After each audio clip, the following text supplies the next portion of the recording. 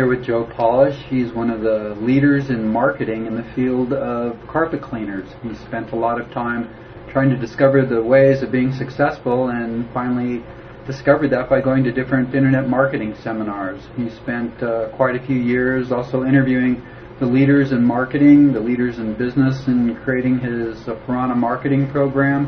And perhaps, Joe, you could tell us a little bit about yourself and what you've done. Okay, Ralph. Well, I have a company called Piranha Marketing, and I started out in the early 90s, actually 1990 to be exact, as a carpet and upholstery cleaner. I knew nothing about the business, just got into it because a friend actually suggested I go into this business with him. And so I started in that company. It was called Superior Carpet Care at the time, and I went out and invested in some equipment, some business cards, some chemicals, and overnight I was a quote-unquote business owner. And for 2 years I just struggled painfully as I was trying to figure out how to generate business and get people to hire my services. And I had gotten training and I was good at doing the actual technical work of that business, which is actually very hard work. And although, when someone hears carpet cleaner, it doesn't sound like, there's a lot of sophistication involved. However, there is. In order to do a good job, there is. But that doesn't mean anything if you don't know how to sell it, no matter how good your products or services are. So I actually got into the world of marketing, direct response marketing, more so as a need to learn how to, generate business so I could eat, and not because I ever thought I would someday be selling information products, conducting seminars, creating marketing courses for other business owners. And so I started out really just as a carpet cleaner, and more than a decade later, I now have found myself not only in that particular industry, being the largest trainer and coach to the cleaning industry, but many different service businesses that have utilized my marketing strategies and my processes that were, again, all discovered and developed in the beginning just because I needed to generate business for myself. So a lot of what I do today is a strategic byproduct of just having, being in a state of desperation at a point in my life and needing to figure out how to get out of it. Well, I know right now you're coming up with a couple of new projects. You're working with Alex Mandossian on the interviews that you've done with important people and just people that have accomplished great things. What's the name of that one? Well, I have a company that I founded called the Genius Network, and I recently made Alex Mandossian, who's a great guy, fabulous guy, a partner in the business because he brings so much to ways to expand it and robotic ways to develop reach to the audience. And what it is a process of me doing interviews. Now I'll be doing them with Alex. With individuals that have written books, they don't necessarily need to be book authors or speakers in the field of business, although our primary market is marketing and people that are involved in business. I've also interviewed, famous athletes and just people that I find interesting and have some unique skills, some unique talent, some unique ability, some unique insight on something that I think would be helpful to inspire people, encourage people, and share wisdom with individuals. And so what I do is I just do interviews with people that I'd want to talk with anyway. Because if you think about it, where do all great discoveries come from in life? They come from discussions with other people. I mean, speaking for myself, everything that I've learned has come out of a discussion with another individual. That's how I learned. It could be a discussion in the form of a seminar. It could be a phone conversation. It could be like two of us sitting down right now and just talking. It all comes out of discussions. So I seek out individuals that I admire what it is they've done, and I have conversations with them, and I ask them questions. And I'm very much a believer, and so is Alex, in the Socratic method, which is the question is far more important than the answer. So I'm always saying, okay, what could I ask this person that would cause their brain to seek out something that I'd learn from? And people have enormous amounts of lessons if you ask them the right questions. Well, that's true, and that's what we're doing with the Heroes program, and that's what the kids are going to be doing, and looking for heroes in their local community. What is your definition of heroism? Well, I guess I would consider, I guess it'd be a big definition, although to summarize my thoughts just right off the top, I would consider a hero someone that's an encourager.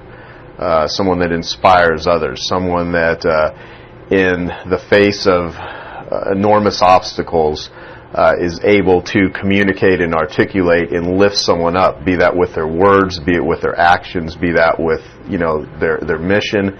And you know, I mean, as nice as it is to have me as an interviewee under the, you know, the Heroes program, I don't consider myself like, you know, who would I think of as a hero? I mean, if people look at me as a hero, wonderful. I mean, I hope I do encourage and inspire others. I think the real heroes of the world, in a lot of ways, never are discovered in a famous sort of way. I mean, they're doing little things all the time that no one ever really notices. For instance, both my parents are passed away.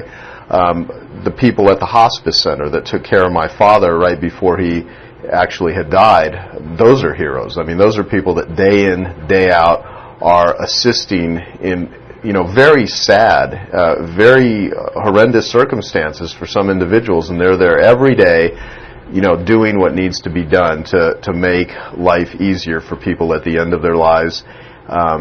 You know, those are real heroes. The people out there that are making the world a better place, protecting, you know, children, those to me are heroes. My mother, as an example, she died when I was 4 years old. She was one of the first authors that taught children how to read using the phonetic method, and she actually has, millions of her books have been sold and are still in publication, you know, 30 plus years after her death, and they're still, you know, in circulation. And so she's taught millions of children how to read even after she passed away. She left a legacy. You know, to me, my mother was a hero. Mm-hmm. And so, you know, a hero is someone that encourages and inspires. So when I want to be an encourager as much as I can. I want to seek out other people that are encouraging and just offer hope, because that's what drives me, and that's what makes the world a better place. You know, a lot of times when people are growing up, they have a lot of difficult problems with self-image, or they're fat or short, or just aren't very smart at that time. And I know I went through that problem, and I created a secret hero in my mind that helped encourage me. Did you ever do anything like that? Well, you know, probably not in the same way, although where I got a lot of my inspiration from growing up, and I will just have to say, looking back, I didn't consider my childhood very functional. You know, I was surrounded by an environment, a lot of times it was negative and it was very sad. And what I did as I got into my teens was I started reading a lot. And I found an enormous amount of inspiration and encouragement in heroes and books. And that's what I think is so good, because there are so many wonderful books that are out there that can guide you, that can give you direction, that could give you hope, that could give you methods. You know, I mean, right now in this day and age, which is wonderful, there's somebody out there that has written a how-to book, has written their story that is available to each and every one of us if we just access it. You know, I mean, the library is a wonderful place. If you've got no great role models in your life, you know, seek them out. Seek them out in the form of books, whatever. And I did a lot of that. And books have not only taught me a lot, but they've also been my friend when I didn't have any friends. And so that's kind of how I did it. You know, what is your perspective on goodness, ethics, and moral behavior? A lot of people say that your name is the most valuable thing that you have. How important is it to have personal integrity in life and in business? Well, I think it's critical. I mean, I have a friend named Dan Sullivan who founded a company called The Strategic Coach. And, you know, I'm in the world of marketing. And what's interesting about the world of marketing, I probably don't say this publicly too much, to be a really good marketer, you have to understand the con. Some of the best marketers, you know, in the world are con artists. Now, that doesn't necessarily mean you go out and con people and take advantage of people. It just means you have street smarts. You know that you're dealing with a world of persuasion. You know, if you look at television, if you look at all of the messages that are out there, the majority of American society and in many other countries throughout the world, you know, you were saying it before we started this interview, if it bleeds, it leads, when you look at the news media. And the majority of things that attract entertainment and movies and books and gossip and music, so much of it is negative. You know, it's murder. It's talk shows about all the dysfunctions of society. And so how I look at integrity in terms of a business format is that all money earned ethically is a byproduct of value creation. You know, if a tobacco company came to me and wanted advice on marketing, you know, I wouldn't don't care how much money they would offer me, I wouldn't do it because they sell a product that kills people. And I'm not saying from a morality standpoint should people, smoke or not smoke. I mean, people will be healthier if they don't smoke. However, everyone makes their own decision on what they will or will not do. When it comes to integrity, you make your decisions on how you're going to earn money, earn a living, and go through life. And so I know that all of my future revenue lies in the future of my clients that I can create value for. And my goal and objective is to always create value over and above, what it is that I charge for it. So meaning I want to produce more than I consume. I mean, I believe there's two types of people in the world. There's producers and there's parasites. And producers make the world a better place, and parasites feed off of the efforts of producers and take advantage of people. And so I don't ever want to be a parasitical marketer, selling things that truly don't deliver value. When it comes to ethics and integrity, I mean, I think if everyone wakes up in the morning and says, okay, what can I do that will really make someone put a smile on their face, that will add some sunshine to someone's life, that will increase value for them, and you're able to go out and actually accomplish that, I mean, not only are you doing the world a great service, but you deserve to get wealthy in the process if your goal is being wealthy. If your goal is just to help people, I mean, I say this, and I'm pretty serious about it. I mean, I did a seminar to my best clients a couple weeks ago in San Diego, and I said, I don't really want to win the lottery. If someone, if I just happen to stumble across it, I'm probably never going to win the lottery because I don't buy lottery tickets. But the point is, I want what I earn. There's a satisfaction that comes from, it's like if you win a sporting event, there's a satisfaction that comes from that. And if you cheated in order to get a better grade in school, did you get away with it? Yeah, you got a better grade, but there's a certain level that you just know. It's a karmic thing where you just know it wasn't earned. And so that which is earned is appreciated. And so that's how I kind of look at the business world. Create value, go out and do the best you can, and from a karmic standpoint, good things will happen to you. I mean, it just does. Life gives to the giver and takes from the taker. I've seen it time and time and time again. And when I've been in a state where I'm greedy or I'm looking to get my way and I'm not aware of what I'm really doing, the world has a way of getting its revenge on me. I just don't get what I want. So, Do you think there are consequences for actions? Oh yeah, absolutely. And that's not to say that people are out there that are selling Girls Gone Wild videos and various other things aren't getting wealthy and making money. But I mean, at the end of the day, are you really adding value to people's lives? Are you feeling happy about it? Do you have gratitude?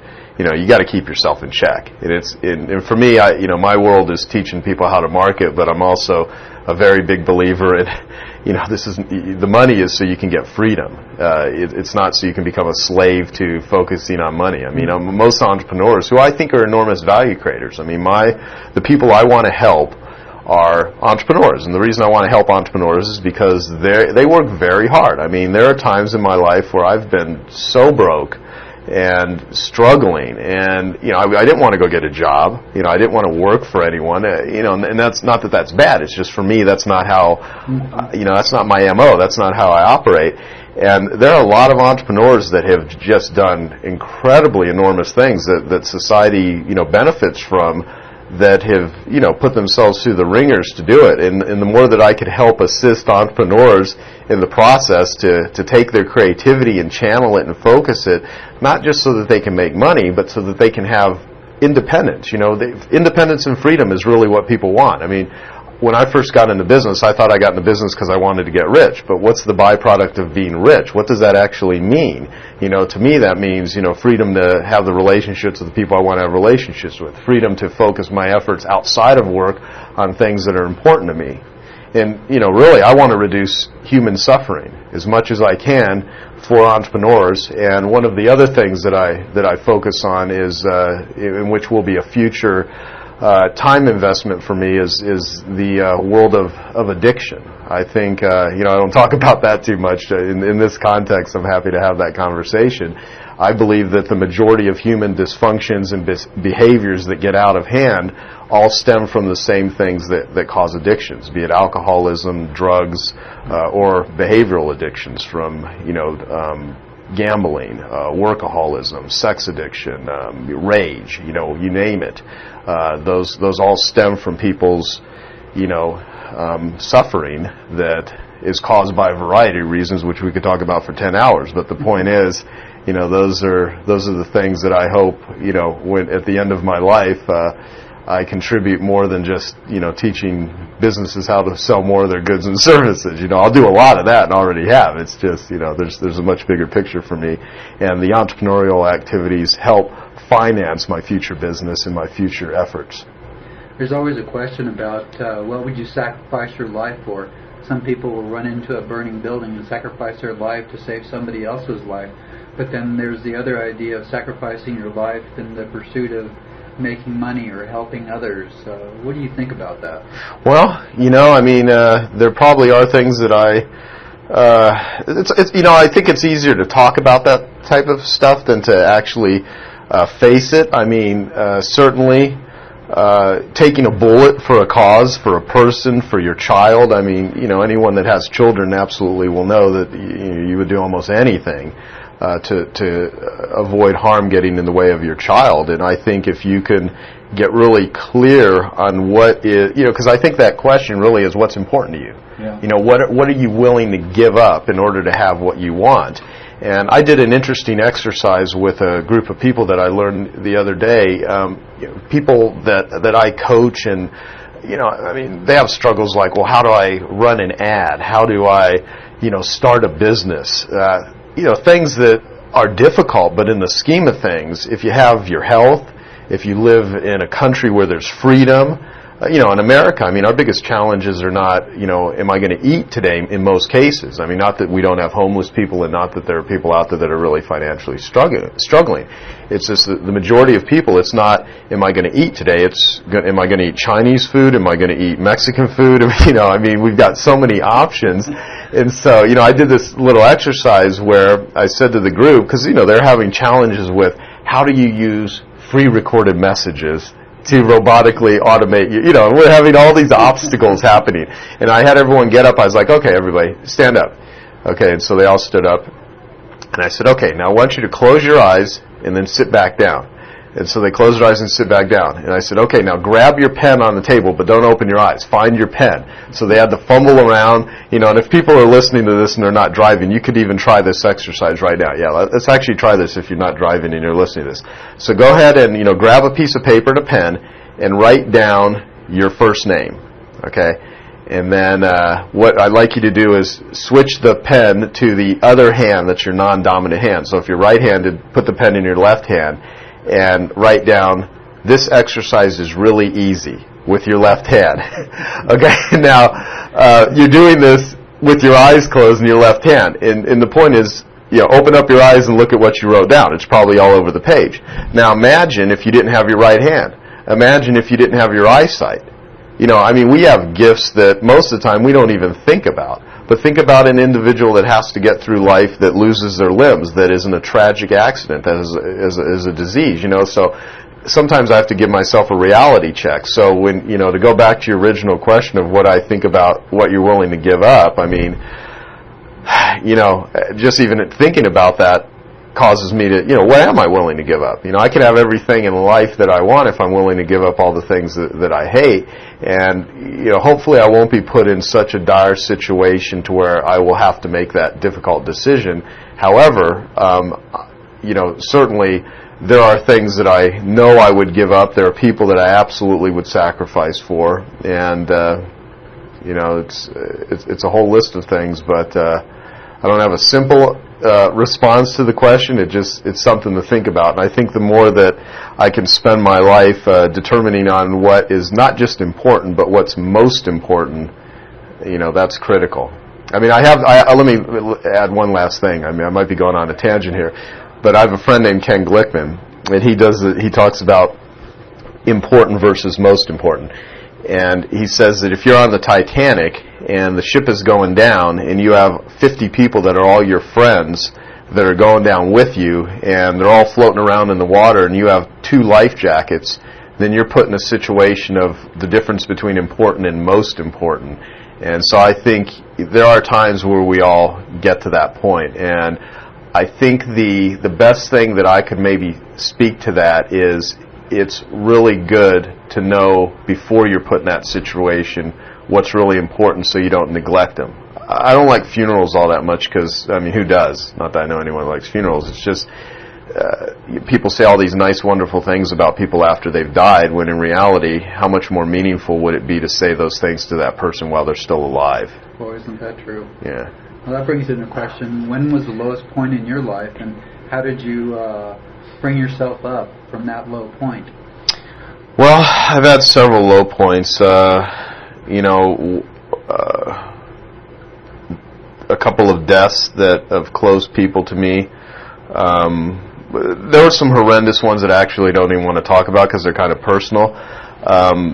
The way I dealt with them, there's the quick answer versus the real answer.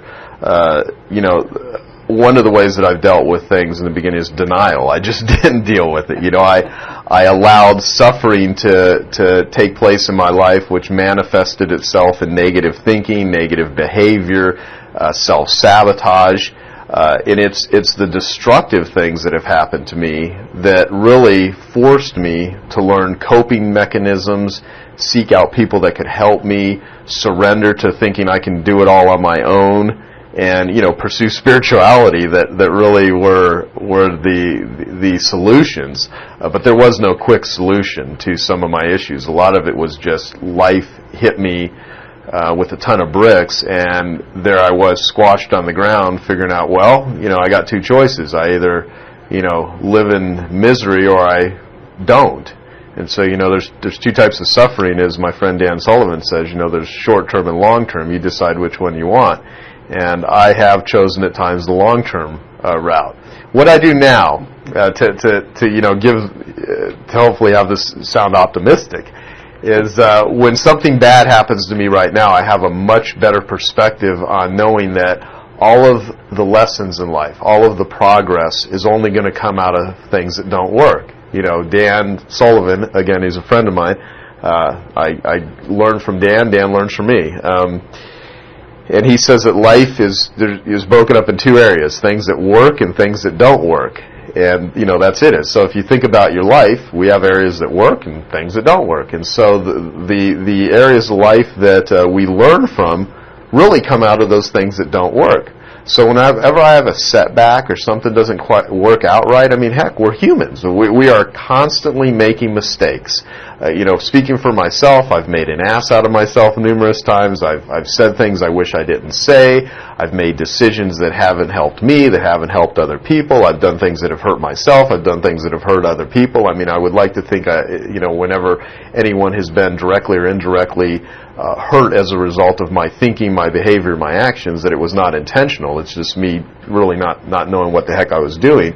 I'm a lot less forgiving of myself now because, for one, I know that I'm human, and secondly, whenever anything bad happens, I now have a process for dealing with it, and that is, for one, realizing that, if an area of life isn't working, that's kind of like God's way of saying, hey, pay attention to this. How could you do it over? You can fail, but the only way you fail is if you fail to learn the lesson. And so now when negative things happen, I have a group of people. I have certain individuals in my life that I'm very close to that I talk with, that I bring my misery to, that I bring my complications to. And some of these people I pay for. I have a client relationship with them. Other and a lot of this is business stuff. Heck, I don't consider myself a great manager. I seek out lots of training in that particular area. Some of these things are, small issues. Others are life issues that require, very intensive private Godfather conversations with people. But, I try to be resourceful. And I was not resourceful in the beginning, and the more that I go through life not being resourceful, the harder life is for me. How important is it to have a dream or a vision that sets the course of your life? One of my favorite quotes is, a goal is a dream that is taken seriously. And so, I have an expectation of how I want my life to turn out. Everybody has expectations. A goal to me is when you really say, okay, I wish I had something, because it's not what we will do to achieve our dreams or to pursue our dreams, or what we, or what we can't do. I mean, you got to decide, is this important enough for me? A wish is one thing, but really saying, this is a goal and I'm going to make this happen. Again, going back to my world of teaching business owners, a lot of people come to me because they want to learn how to make more money. They want to be a millionaire, whatever. And, after I made my first $1 million, I realized, that's, it's not that was that difficult to obtain. It was difficult when I wasn't taking it seriously. But as soon as I get focused on this has to happen, I pretty much get most of the things I want in life when I care enough about them. And so it is important to have a dream because you don't have any direction. The worst thing in the world is to have a wonderful map that'll show you how to get to Florida, and you're, 3/4 of the way there, and then you realize, I really didn't want to go to Florida. I really wanted to go to California. So it doesn't matter how good your skill level is or how great the resources are around you if you don't have a direction to place it in. And so I think having a wish and a dream is critical and something that you're passionate about and something that you really care about. However, having a wish and having a dream is not enough. All potential means is that you haven't done it yet. Every human being has potential. One of the exercises that I do with my clients is say, because they want to learn how to make more money in many cases. That's my area. And if their wife, their husband, their children, one of their best friends, a loved one had a life-threatening disease and needed a heart transplant in 3 months, most people, no matter what, would, if they cared enough about the individual, would tap into that part of them that is resourceful enough to figure out how to make that happen. And so everyone has the ability. The question is, to go back to dream or vision, do you care enough about it to direct your behavior, to direct your mind, your talents, your skills, to focus on that? Does it take courage to pursue new ideas? I know in a lot of people's lives, you have a peer group that's around you, and they're pretty much set looking at you in one way. And if you decide that you want to change your vision of your life, you have to make changes, and that threatens everybody else. What do you feel about that? I think courage is critical. I've never been in the military, although, Dan Sullivan, I'll talk, just for whatever reason I'm thinking about him right now. He had I think he had a drill sergeant that said, courage is, the difference between courage is fear, and fear is when you're peeing in your pants. Courage is when you are doing what you need to do with wet pants. We all have fears. I mean, if someone admits it or not, you see all these shirts from the company, no fear. I think people that say they have no fear are delusional. Or, maybe they just have a brain that's wired not to have fear. And I think they're also dangerous people if you don't have fear. I think fear is nature's way of saying, hey, this is important. This is a big issue. Be careful. I have no fear. I'm going to jump off a cliff. I don't think so. Call me abnormal. I have a lot of fears. And so, courage is, that which you fear and you don't face controls you. That which you fear and you face, you can someday, in many cases, control it. Maybe not completely control it. And when I say control, there are certain things that I don't want to control. I think control is kind of a word that can be taken out of context. In my company, I'm in charge, but I'm not in control. We're moving my company right now. We're doing a big move. I'm not there. I have a staff that I, put my trust in to, do what needs to be done, and they may make mistakes, and that's fine because they're human. The point is, doing anything in my life that was worth doing took courage. I had a huge fear of public speaking when I first started, and I still get very nervous when I do public presentations, even though I've done a lot of them. And I just said, I know that my life will be better if I do this. And so I will grow. So courage directed in the right area is smart. I mean, you know, creativity is an interesting thing. You know, there's a lot of people that are so creative and they figure out all kinds of creative ways to destroy their lives, you know, so it's all how you channel it. So when I'm talking about courage, I mean in the context of pursuing, you know, a worthy objective that's going to hopefully leave you in a better place, leave, you know, whoever you come into contact with in a better place. And, you know, I think anything worthwhile, absolutely you're going to come up with mental barriers, real barriers, obstacles. But within that obstacle is all the raw ingredients you need to get to where you want to go. And every worthwhile human being that has ever transformed the world in a good way, in many cases took enormous acts of courage or just needed to take action.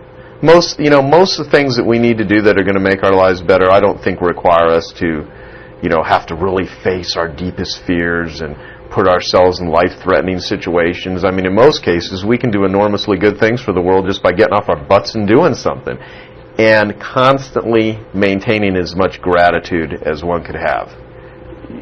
I think a lot of motivation to pursue dreams comes out of gratitude. You know, you appreciate what you got. Yeah, your brain is interesting. If you ask your brain, I mean, everyone listening, if you said, "What do I really hate about my life right now? What are all my obstacles that stand in their way?" Your brain's going to fill you with a bunch of answers. If you said, you know, what opportunities are available to me? What strengths do I have? What people are in my lives that can help me get there? Who is something or someone I can go and work with that will make me feel good, that will help me, that will support me? You know, your brain will go in any direction you want to direct it. So it's really a lot of, you know, anyone listening to this, the questions you ask yourself are far more important than the answers, including the questions that you're asking me. Every listener should answer them as if they were being asked these questions. I think they'll get a lot of insight into themselves. I agree. Do you think that it's important for people to understand that when they do pursue their dreams, that it's going to take a certain amount of discomfort and they're going to have to deny themselves, that it isn't instant gratification, that sometimes it takes a long time before their dreams become reality? Yes. I believe that you know, you can live in a fantasy world or you can live in the real world. I have a friend named Dave Checketts who's been in a wheelchair for over 25 years. In spite of that, he's very wealthy and one of the most positive, enthusiastic individuals that I've ever met. He's in his 60s.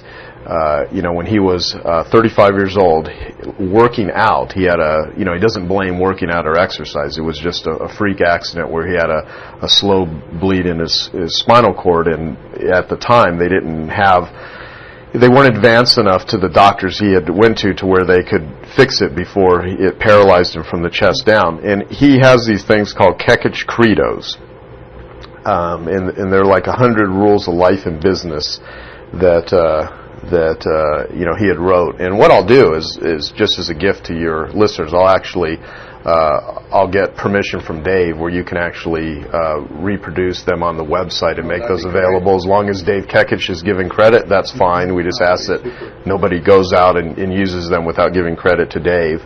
And a lot of the things are not all his original thoughts, but he credits where some of his thoughts and ideas came from. But they're truly some of the 100 of the best thoughts, philosophies on life that I've ever read. And one of them is, life is easy when you live it the hard way and hard if you live it the easy way. And going back to your question, you know, yeah, you're gonna deal with obstacles. You're gonna deal with, you know, some days in business, I mean, it's not, you know, let's just figure out a solution to this problem. You know, sometimes I have no clue what I'm doing. I don't know where to get the answer, and I'm stuck in a very frustrating, stressful situation, you know. And you got to get to a mindset where you realize it's just part of life, and how do you deal with it? You know, are you reactive or are you proactive? And I mean, there's a book that I would highly recommend to everyone to read, written by a guy named Steven Pressfield. It's called The War of Art. And he also wrote a book called The Legend of Bagger Vance that they ended up making a movie out of. And I've gotten to know Steve pretty well. I've interviewed him for my Genius Network, and he wrote this whole book about resistance. And whenever you're getting towards something that's an important goal, and is taking you to a higher place, be it an improvement in health, a spiritual advancement, doing anything that's good for humanity, you're absolutely going to face hurdles and obstacles and barriers. Whenever you want to go and pursue a lower level of humanity, meaning, you know, you want to go hang out in clubs and, you know, drink yourself into the ground and smoke and, you know, do derelict behavior, life doesn't really throw up a lot of obstacles of that. That's easy to do. It's easy to sit down in front of the television and, you know, watch, you know, some mindless news program or some, you know, talk show or whatever. You know, to volunteer and, you know, to go, you know, work at the children's hospital on a weekend. I mean, there's resistance to that. And so, you know, my point is that in the book, The War of Art, he talks about the difference between being an amateur and being a pro.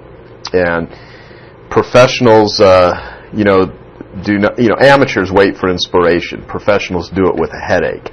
And so when you become a true pro in life, you realize that, you know, there are some days, man, you got to just gut your way through it. But if you know what you're doing it for, and you're not trying to adopt someone else's value system, you create your own, you know, value system based on what's right and wrong to you, you're gonna put more of yourself into it. So absolutely, if people think that they're going to get rich or accomplish anything worthwhile with, you know, very little effort, very unlikely to happen. Do things get handed to people because of luck? Absolutely. I mean, to deny that luck is an, you know, a factor is stupid. There are some people that are flat out lucky. You know, they're born into wealth and they have functional parents, even though they're wealthy, and although most people born into wealth are completely dysfunctional. You know, interesting documentary to watch is a movie called Born Rich that was done by a kid who's 21 years old. He was born into I believe the Johnson & Johnson family, and he decided to do this whole documentary interviewing all his rich friends and to see how their lives are. It's a very interesting movie. But, you know, some people are lucky, some people are unlucky. I mean, you know, right now as we're sitting here speaking, someone who's a great person lost their loved one in a car accident. That's very unlucky. I mean, what do you call that? Have a positive attitude? You know, I mean, there are things that life hits us with. You know, however, I think I'm pretty darn lucky, and I focus on, you know, I was born in America. I have all kinds of opportunities that other people in different parts of the world don't have an opportunity with. I don't have any major, you know, health crises and challenges. You know, according to an MRI, I've got 4 herniated discs in my body, and I'm only, you know, 37 years old at the time of doing this interview, but, you know, whatever. I mean, I'll work around it, you know, and you work with the deck of cards you got dealt, and you know, for me, I'm exercising every day, I eat as clean as I can, and I take care of myself, but the mere fact that I have the opportunities to do what I do, I consider myself a very lucky individual. And I think if most people would focus on that, yeah, we have challenges, yeah, we have obstacles, but you know what? All the things that I got in my favor, at least speaking for myself, far exceed the things out of my favor. And I think attitude has a lot to do with that. I mean, because we can go interview 100 people right now and say, you know, is life working for you? Is it not working for you? And a lot of that's just an attitude. It simply is just what you decide to feed your brain with. Don't you think that fear and doubts paralyze people? How do you suggest that people overcome the doubts and fears that can cripple people from doing anything? Okay, well, that's a good question. You know, absolutely, fears and doubts cripple. You know, they cripple me whenever I, you know, don't operate well. It's because I have a lack of self-confidence in a certain area. So the way that I do my best to deal with it, you know, people can look at what I do, and I want everyone to take this with, you know, I'm just a normal guy that had a vision and a goal and a dream to do certain things, and I've accomplished some of them, and I'm still pursuing others. And you know, the things that I don't pursue or that I have the capabilities to do is because of fear and doubt. And so when I say capabilities, if you have the skill but you don't initiate it, then do you really have the capability? You may have the technical capability, but you may not have the mental capability. So the way that I work on, you know, fear and doubt, which I think is more a mental issue than it is a real physical issue, is constantly focus on my strengths and do more of what I'm good at and eliminate my weaknesses. Again, my friend Dan Sullivan, you know, he talks about if you spend your whole life trying to improve all the things that you're weak at and no good at the end of your life, you have a lot of really strong weaknesses. So what I do is two things that are important to me: confidence and gratitude. There's nothing that I do really well unless, again, I'm lucky if I'm not operating out of a state of confidence. So I try to put most of my behaviors on business-wise. I focus on what I'm good at. I'm really good at marketing. So I spend the majority of my time in that area.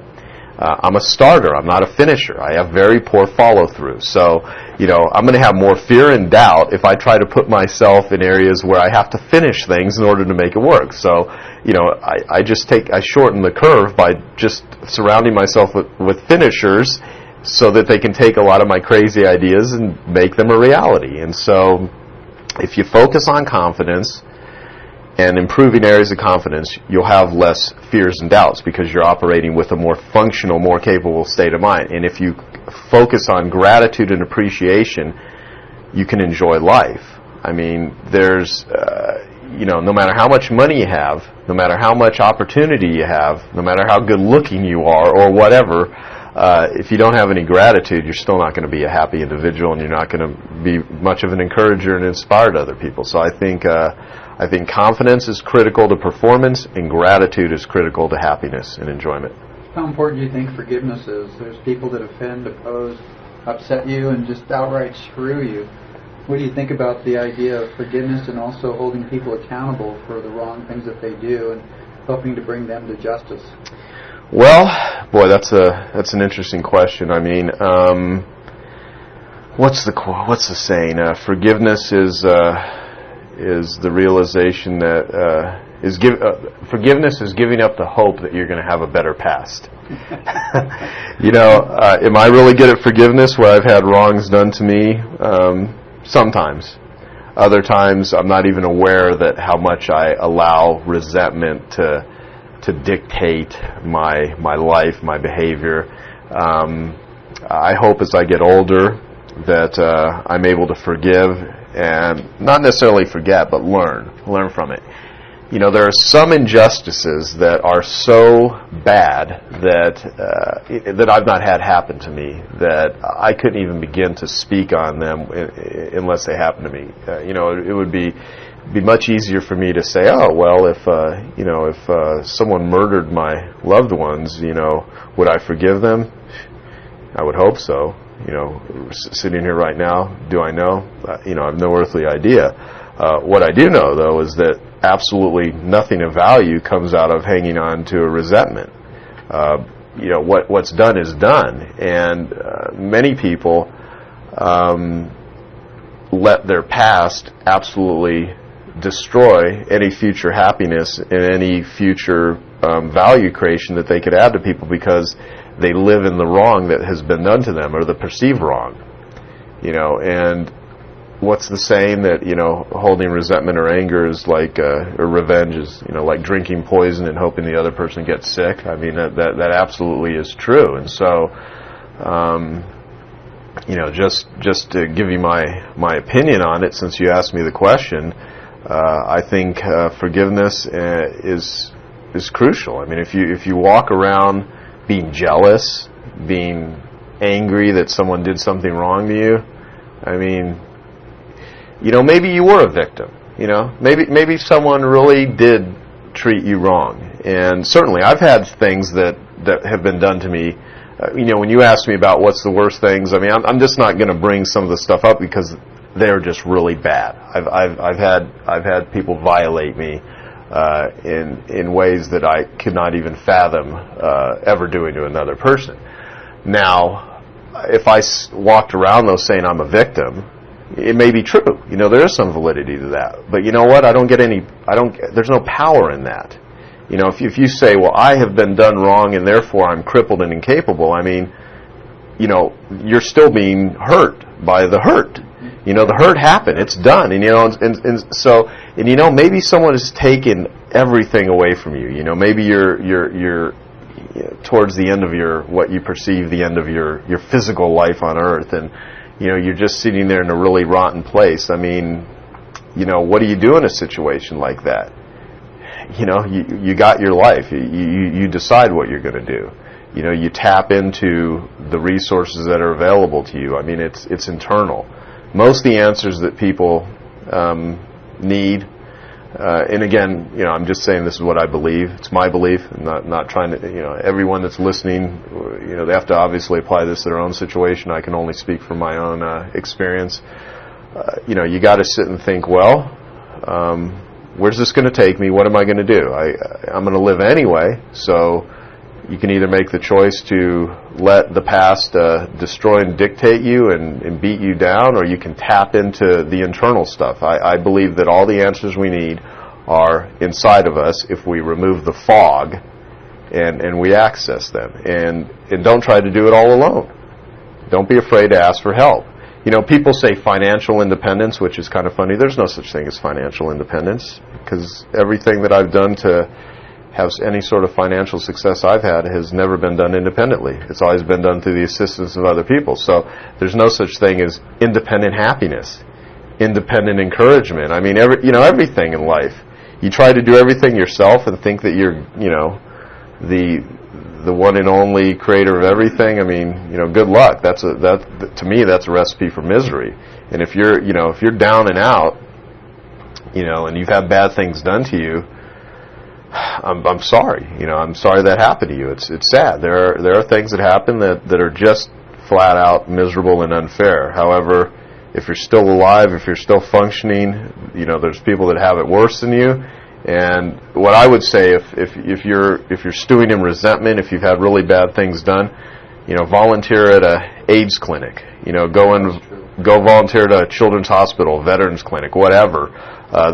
Just the mere act of helping others is one of the best things to change a bad attitude and remove wrongdoing, because there's parts of the world right now that horrendous things are being done. I mean, I went to the Holocaust Museum in Washington D.C. recently, and they always keep updates on other things that are happening throughout the world that are tremendously horrible. And so there's always, even though if things were done to us that were wrongdoing, there are some people that do evil things, and there are some people that are not all that evil, but just not pleasant people. They're jealous. They're prone to conflict, and they love being argumentative and getting in your face and being difficult. The way I think about it is, karma has a lot to do with it. Those people's revenge is their own existence. And so, if you want to be a bad person, the world has a way of working its way out. So, just do your best to do good things. Surround yourself with encouraging people and inspiration. Listen to all the stories of other people that you've done on your Heroes program here, and listen to the stories of other people, because we all have a story, and some people have done something about it and others have not. So do you think that service should be a great source of joy for everybody, serving others? If it's truly serving others, yeah, I can't see how it cannot be. I think to really do something and see a smile on someone's face, or have someone, give you a testimonial, or say, you made my life better. I mean, what better things are there?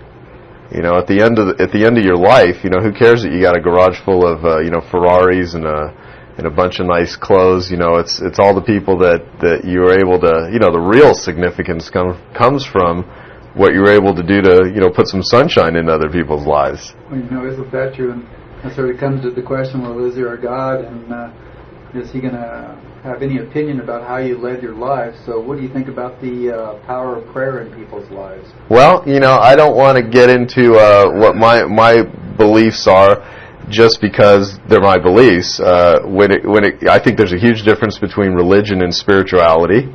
In terms of being spiritual, prayer, if you were to take, I guess, just religions as a whole, no matter what someone's belief system is, the good parts of all religions are, teaching, kindness and compassion.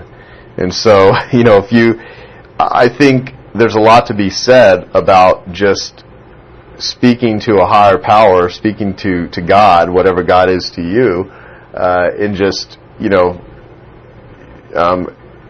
gaining direction, being clear on what you want your life to represent, what you want to do, and where you want to go, and really, allowing yourself to get to a place of knowing that deep inside you there is a source that has abilities so beyond what most people think are there, and that will assist you if you simply engage them. And prayer is one way to engage that power. I know you like to laugh a lot, so how important is having humor in your life? No, I mean, critical. I mean, if you look at relationships of people that are really enjoying each other, they're the ones that laugh together. If I want to gauge the value of a husband and a wife, parents and their children, friends, I mean, how much do they laugh together? I mean, I hang out with people that I can not only laugh with and smile, but I'm like cracking up. I'm rolling around on the floor just like, oh my God, they're so funny. I mean, that to me is enjoyable. I mean, one of my acronyms that I use is easy, lucrative, and fun. You can have a half business, which is hard, annoying, lame, and frustrating, or an elf business, which is easy, lucrative, and fun. So what are all the things that, I think that applies to other than business? Who are the people that are battery chargers versus battery drainers? And, surrounding yourself with people that are funny and make me laugh, I mean, I think it's a great recipe for, making life that much more enjoyable, especially when things are really difficult. And what's funny about laughter is that you look at some of the world's best comedians, many of them had horrendously adverse lives. And how did they become such good comedians? Because they were able to transform that horrible experience into what's funny about it. That is a coping mechanism. It is a way to actually, so even if things are horrible, if you could say, what's funny about this horrible situation? As hard as that might be to fathom, I can look back at things in my life that at the time they sucked. I mean, they were terrible, but I look back at them now, some things were actually pretty darn funny. What was more funny is some of my responses to some of the things that I thought were like these supposed injustices. Whatever. But yeah, I mean, humor's great. Well, you talked about your mom and Dave being heroes in your lives. Are there any other heroes in your life? Oh, man. There's, I mean, most of my heroes, though, are not well-known, famous people. They're just people that, have encouraged me when I needed encouragement. All of my clients, in some way or another, are very important to me. My team, my support staff at my company. I couldn't do anything without the wonderful people that have devoted their time and their life to helping me pursue my missions, be them entrepreneurial activities, whatever. I think Bill W., who was one of the co-founders of Alcoholics Anonymous. I'm not an alcoholic. However, I definitely have parts of my mind that are addictive thinking, and I've gone through stages of workaholism and various other things that one day I'll write a book about. And I think that you take all the self-help people out there, because in the world of marketing I get hired by shrinks a lot, and I get I see a lot of people in the how-to business, and you take all the for a fee psychiatrists and therapists and inpatient and outpatient hospitals and all these book authors that are selling this and that, how to live a better life. I mean, more people have been, have overcome horrendous, life problems in 12-step programs, which is not really organized, loosely held together by, addicts, all, with not through promotion, but through the contributions of that group.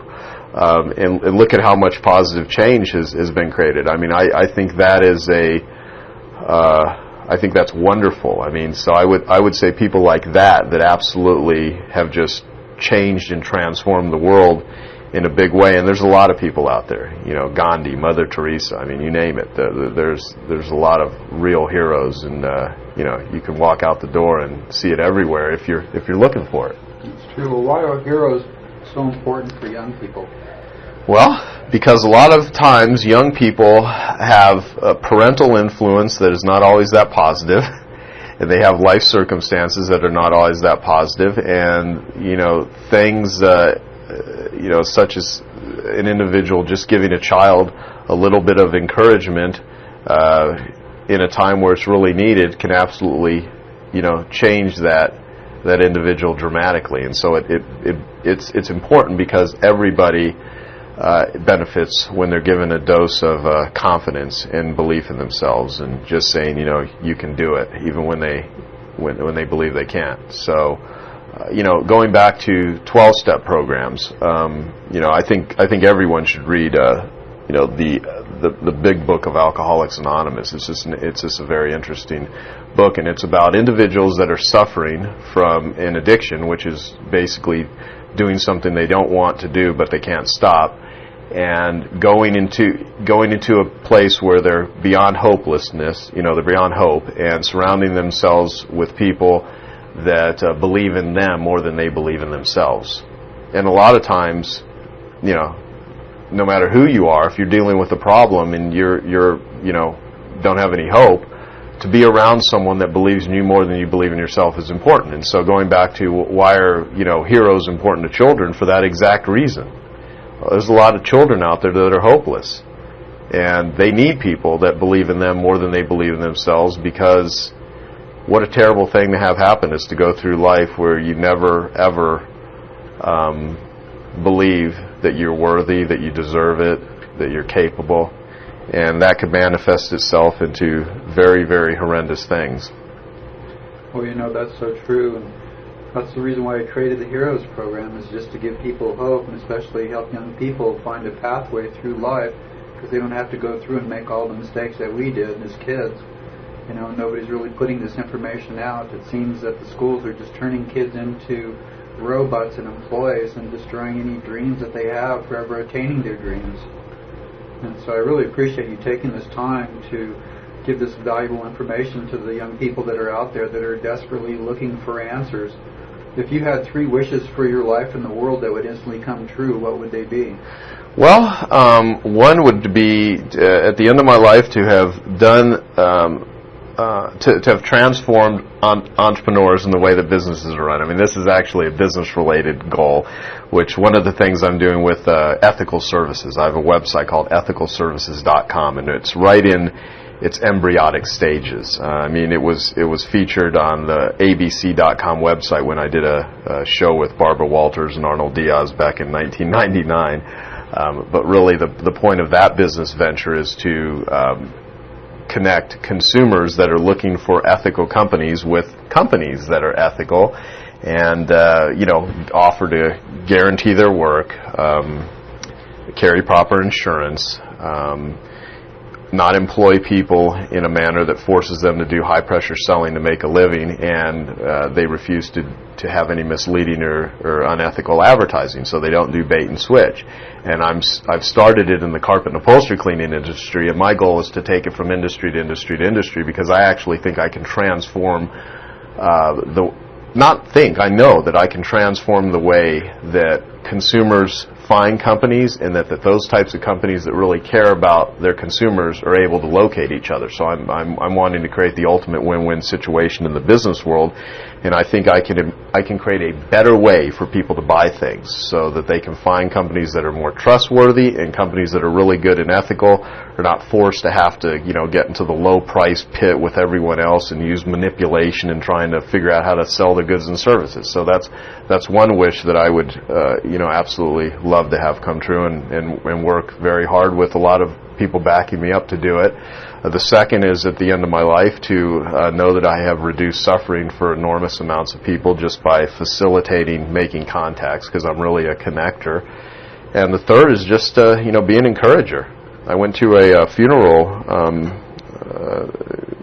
a couple years ago now by a friend of mine named Ralph Bloss, who he was just this great guy that was in the cleaning industry. Had built a company called Steamway International, and everyone at the funeral, if there's one thing that they all said, was he was a real encourager. He was a real encourager, and it was true. And it made me think about times where I'm sitting there being grumpy and complaining about stuff, and if I can walk through my day being an encourager, not only does it help other people, but I pretty much feel good the whole day. So, I mean, it's not, it may not be, rub the lamp and have a Ferrari and $10 million in the bank. I mean, so what? I want to, that would be nice too. However, it wouldn't be nice if I wasn't an encourager and if I didn't have a lot of gratitude. So that's kind of like my, off the top of my head, list. Do you have any good solutions for the violence in our society today, like racism, child and spousal abuse, violence among young people? What do you think would be some of the answers? Solution? I mean, don't support it. Meaning, don't sit in front of the news station all day long and watch about violence and people abusing each other. Watching movies all day long about violence and stuff like that. In terms of a solution to it, I think the solution to it, and again, this is only Joe Polish's version of where I'm at in my life, is being a more conscious individual. Where does violence and all that come from? I mean, there's a disconnect somewhere, and I think if the whole world, and I'm trying to be careful of what I say, became more spiritual and live their life based on creating value for others and focusing on their strengths and their talents, there'd be less of a reason for people to be violent. I think violence and out of control behavior is just the manifestation of someone living a life of suffering and not figuring out what works in their life, and so it just gets worse and worse and worse, and pretty soon they explode. And so it's kind of like an out of control individual when they snap. There's different types of violence too. Sometimes violence is a reaction or a dealing with being attacked. That's one thing. Sometimes you just have to do what you need to do if you're put into a threatening situation. Other forms of, people that are beating their wives or just verbally abusive, those types of individuals, if they were aware, would see that, there's a disconnect, there's something going on. That frustration is no longer a frustration. Anger is okay.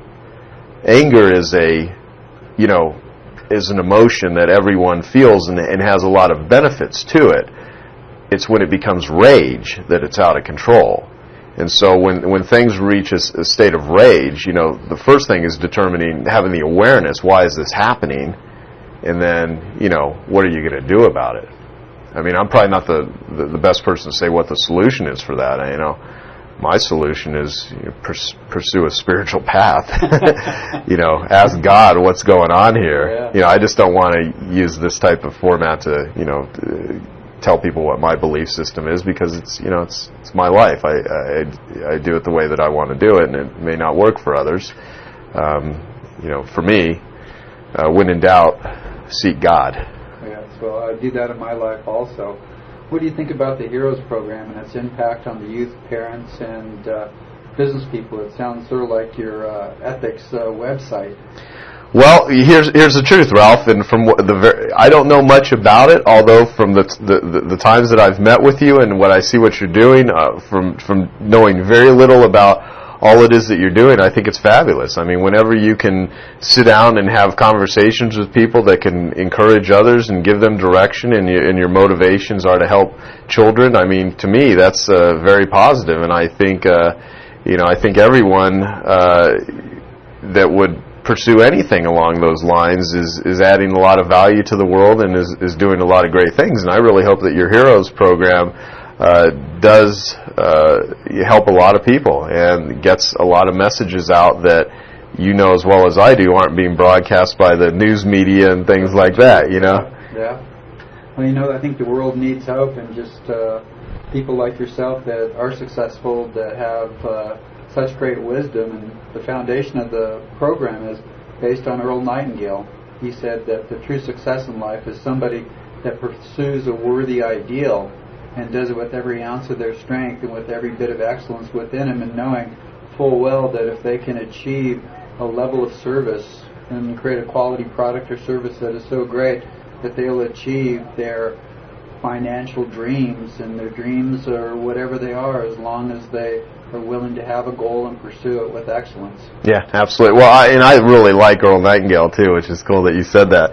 I mean, I've listened to a lot of improvement programs, and Lead the Field, which is one of Earl Nightingale's programs that's still produced by Nightingale Conant. I mean, everyone would get a lot of value out of just listening to that. Earl was great. He's the whole how-to world owes him a lot. I do. The strangest secret of the mind of man. Yeah, strangest secret is great. Well, that's really super. In parting, what do you think is the thing that parents can do that will help their children realize that they too can be heroes and make a positive impact on the lives of others? Let them know you love them. Encourage them. Say yes more than you say no. Be a battery charger, not a battery drainer to them.